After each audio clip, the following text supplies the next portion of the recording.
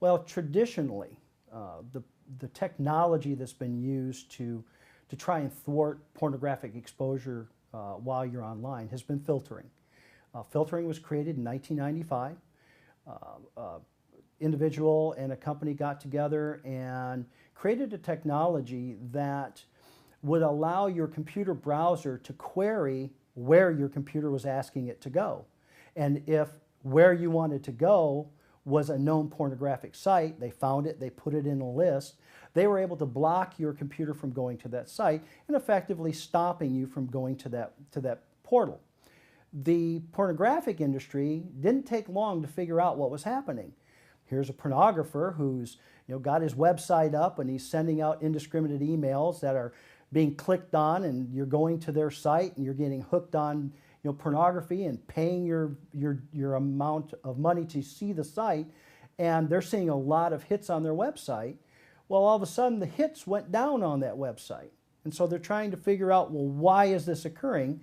Well, they found out that their website was listed on a blacklist for a filtering company. Well, what the pornography industry did was very clever. They just started buying more and more domain names, moving the content to those new domain names, and then advertising the new domains. And the more frequently they could change those, the further they could stay ahead of the filtering companies. After all, the filtering company has to go out, use technology to go find the site, identify it, and then add it to the list. Well, there's a time frame between when a new pornography site goes up and when a filter company is able to locate it. Sometimes they don't locate it at all.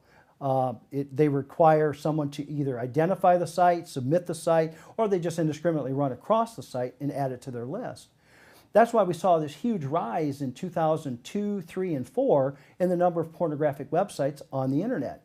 If you go back and look historically, you'll see a lot of new filter companies came out in 2002, 2003, and started really making an impact.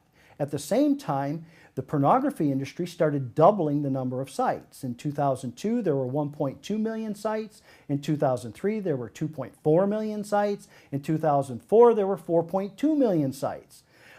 It just got out of control. The proliferation of porn on the internet was so aggressive that the filter companies could no longer keep track of it. What happens in that case? When you're using one of these products and a new porn site is added to the internet, say in the next 30 minutes, sometime in the next 5 or 6 hours, Google will end up Googling that particular porn site, indexing the words on it. Pornography has gotten real clever. They're using innocent words now on their website, so that when you type, Mary had a little lamb, you will, in one of those searches from Google, it comes back with 100,000 searches, 1 or 2 of those might actually take you to a porn site. The problem is the filter companies don't know about the site yet. They haven't found it.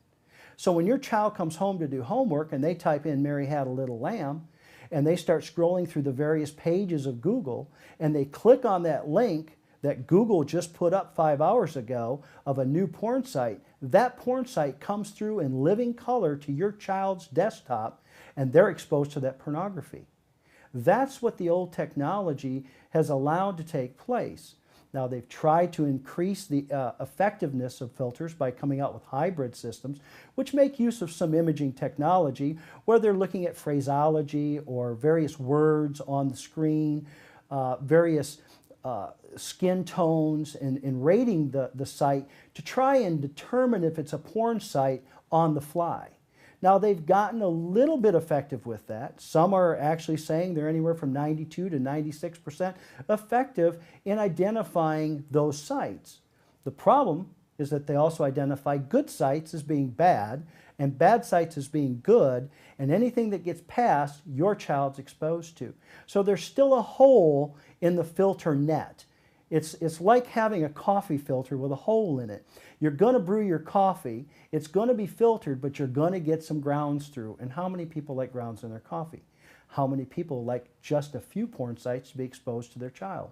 To me, one image is too many.